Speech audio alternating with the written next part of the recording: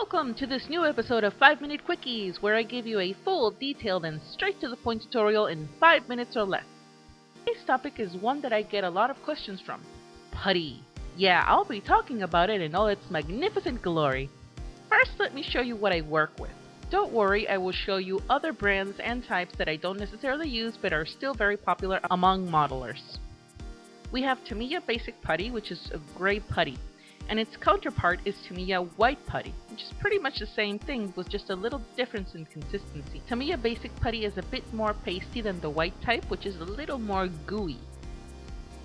These can be used to patch up small holes or imperfections. I'm taking this kit as an example. I'll use Tamiya Basic type on one knee and the Tamiya White on the other so you can see the small difference. It all depends on which one you want to use. I personally use Tamiya White Putty on pieces that will need bright tones, and Tamiya Basic on parts that will have darker colors so it can blend better. There's also two other brands that have a product that does the same job as Tamiya. We got Citadel liquid green stuff and Mr. Hubby White Putty. Depending on what you can get locally, any of these four putties work the same. This putty is called Mr. Dissolve Putty. This is a very viscous, not exactly pasty putty, so it can be used on areas where you have micro or small gaps, as it covers all these areas really well.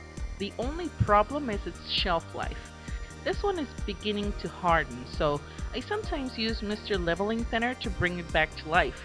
I don't recommend doing this a lot as it tends to crack after it dries, so get a new one when you see that it starts to dry up. I have used this putty in a different video to illustrate some of its uses. I had broken a finger off a hand, and using this putty is great as it covers those micro gaps by itself.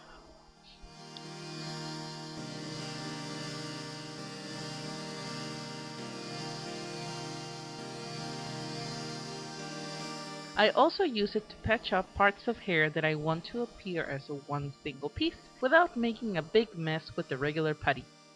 This liquid form goes into those crevices effortless and patches up nicely. There's also Mr. Surfacer 500. It's almost liquid form just like Mr. Dissolve Putty. You can use it to patch up small air bubbles in the resin and just sand it off. And this can also be used as a primer when diluted with Mr. Thinner. Then you have the regular Bondo, the one they use for cars. I used this putty a lot before, but I ended up hating it because it was really hard to cover with primer and then color over it, especially when it was white or bright colors. You saw me using it on my Sailor Cosmos video. What I didn't show was the amount of problems I had covering it later. So now I just use it to patch up bases or pieces that will have very dark colors on top of them.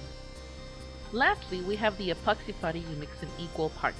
Normally when you have gaps this big, you want to use this type of putty because it covers large areas really well.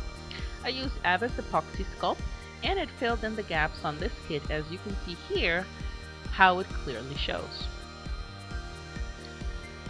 Other brands you can find to do the same job is Citadel Green Stuff Epoxy Putty. Same exact thing, just a different color. And well, a different brand too. And you can also use Milliput. This comes in 4 presentations, but the more popular ones for modeling is the standard and the superfine one.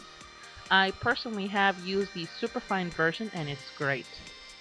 And lastly, there are other epoxy putties from Tamiya. This one is the Tamiya Epoxy Putty, and the other one is Tamiya Light Curing Putty.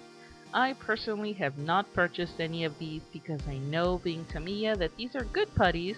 The only down part is the amount you get for the price, so I want to stretch my dollar for what it's worth. So do your homework on prices before you decide which one of these you want to purchase, as they all have the same exact quality. On a side note, there's also Tamiya Polyester Putty. I have not really used this one, nor have I heard a lot of people use it, so I can't say much about it. All I know is that you mix equal parts and it's used a lot for sculpting. I hope this clears up any questions you guys had on different types of putty and uses you can give to each one. Until next time, my risen monkeys!